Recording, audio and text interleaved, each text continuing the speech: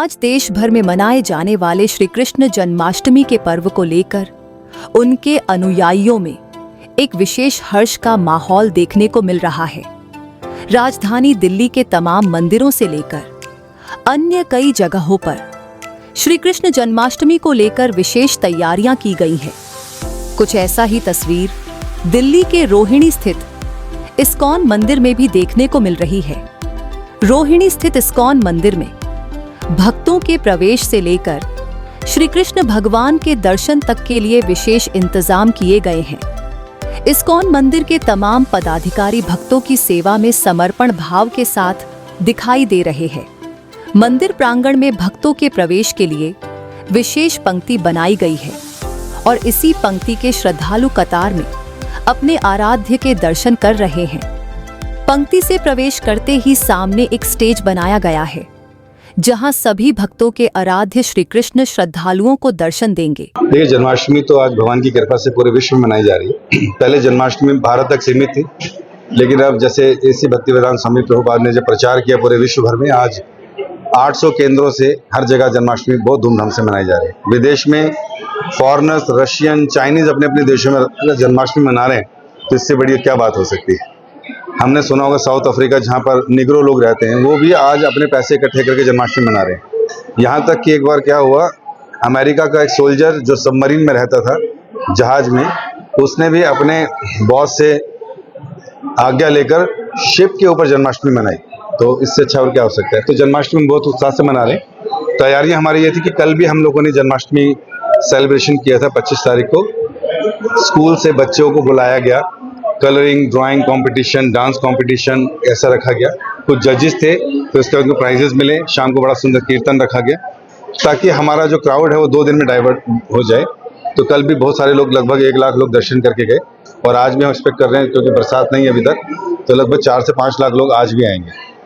वैसे संडे को दर्शन करने के लिए लगभग 30 से 35 हज़ार का काउंट हमारे पास हर संडे का था, तो हमें था कि जन्माष्टमी काफ़ी लोग आएंगे, तो उसी हिसाब से हमने तैयारियां करी। एंट्रेंस और एग्जिट को उसी तरह से रखा, प्रसाद की व्यवस्था भी उतने लोगों की करी कि हम लोग सबको करा सकें। बाहर पंडाल प्रोग्राम में भी हमने कई तरह के स्टॉल्स लगाए हैं, और शाम को 4 बजे से कल्चरल प्रोग्राम भी शुरू हो जाएगा। भगवान का रात को जो है अभिषेक होगा 11 बजे, और महाआरती होगी, महासंकीर्तन होगा, और भगवान को जो है 1156 भोग भी ऑफर किए जाएंगे। इसके अलावा कल हमारे एमपी जो हैं सर, वो योगेंद्र चंदौलिया जी भी आए थे, उन्होंने भी कुछ गिफ्ट बांटे और वो बड़े खुश थे यहाँ पर आकर। आज जैसे हमारे बीच में राणा जी भी उपस्थित हैं, और अभी डीएम मैम भी आई थी। तो इस तरह से काफ़ी लोग भी आ रहे हैं, क्योंकि ये मंदिर जब से खुला है तो सबका आकर्षण का केंद्र बन गया है। हमारी जिम्मेवारी भी बहुत बढ़ गई।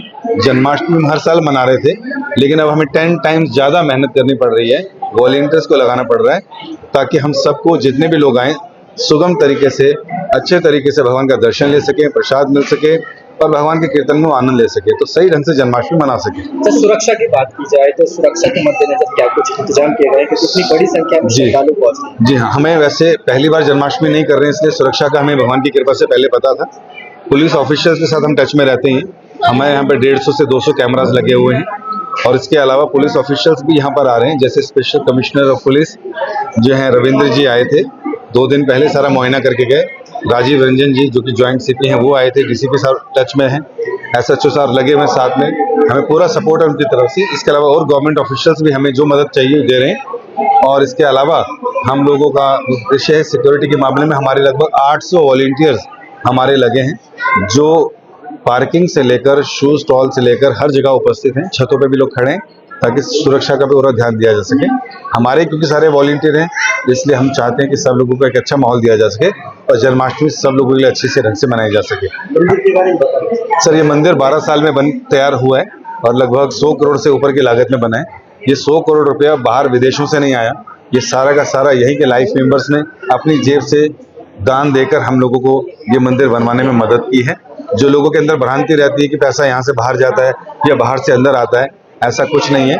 यहाँ तक कि एक व्यक्ति ऐसे ही थे जो मंदिर में जुड़े ये देखने के लिए कि बाहर जाता है या अंदर आता है, और उन्होंने अकाउंट्स की जॉब करी, और वो चार्टर्ड अकाउंटेंट थे, फ्री में सेवा करी, और पिछले 12 साल से लेकर अब तक वो अपनी जेब से 1 करोड़ रुपए दान कर चुके हैं। इसका मतलब कि हमारा 1-1 रुपया भगवान की सेवा में लगता है।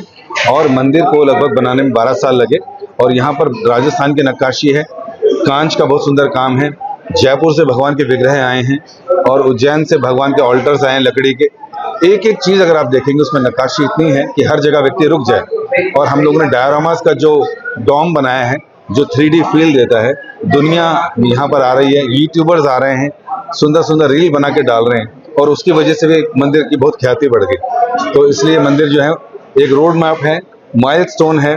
आने वाले दिनों में दिल्ली सरकार से भी हम प्रार्थना करेंगे कि इसको टूरिज्म में लेकर आए, ताकि बाहर से भी जो विदेशी आते हैं इस जगह को देखें, क्योंकि यहाँ पर मॉल तो हर जगह हैं, हॉस्पिटल हर जगह हैं, लेकिन इतना सुंदर मंदिर कहीं नहीं है।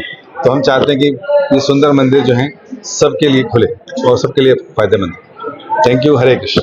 इस संबंध में इस्कॉन मंदिर के अध्यक्ष केशव मुरारी झा ने बताया कि इस्कॉन मंदिर के 800 सेवादार जन्माष्टमी के मौके पर भक्तों की सेवा के लिए लगाए गए।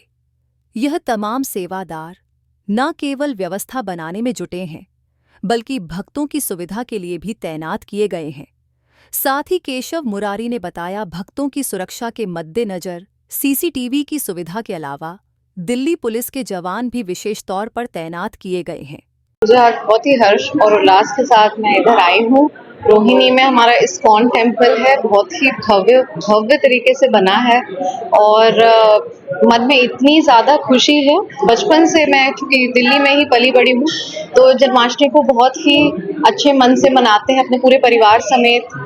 मैं आई हूँ आज इधर और आप सभी को कृष्ण जन्माष्टमी की हार्दिक शुभकामनाएं। हमारे संग मुरारी जी हैं, जिन्होंने बहुत अच्छी चीज़ें बताते हैं, बहुत अच्छे थॉट प्रोवोकिंग चीज़ बताते हैं। एक इम्पॉर्टेंट चीज़ जो है वैल्यू सिस्टम, जिसपे हम सबको फोकस करना चाहिए। तो बहुत अच्छा लगता है कि जब आपका मन शांत हो और आप पॉजिटिव थॉट, एक प्रोग्रेसिव वर्ल्ड की तरफ जाएं। तो आज हमें भी एक ऐसा पल मिला कि थोड़ा हम समय निकाल के इधर आए। बहुत ही अच्छी प्रतिमाएं हैं, मन में अभी प्रसाद भी हमने ग्रहण किया और आप सभी को कृष्ण जन्माष्टमी की हार्दिक शुभकामनाएं। गौरतलब है कि सनातन धर्म में जन्माष्टमी के पर्व का विशेष महत्व माना जाता है।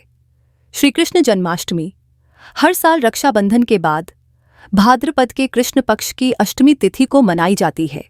जन्माष्टमी के उत्सव के दिन लोग विधि विधान से भगवान श्री कृष्ण की पूजा करते हैं।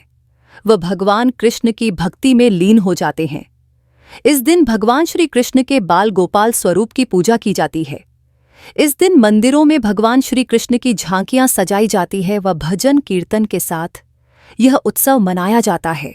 मैं यही कहना कहूँगा आप सबको, तो पूरे देशवासियों को श्री कृष्ण जन्मोत्सव की बहुत बहुत बधाई, बहुत बहुत शुभकामनाएं। और देशवासियों से प्रार्थना करूँगा कि भगवान श्री कृष्ण ने द्वारा दिया हुआ संदेश, सर्व धर्म का सम्मान, सभी सद्भाव के साथ रहें और धर्म का ध्यान रखें जीवन के अंदर।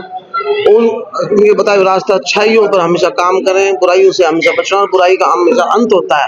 तो भगवान श्री कृष्ण जी के जीवन से बहुत कुछ सीखने को मिलता है, उसको लोग अपनाएं। वो संदेश जो गीता में दिया है उसको आत्मसात करके अगर सब लोग जीवन जिएंगे तो निश्चित रूप से देश विश्व रूप बनेगा।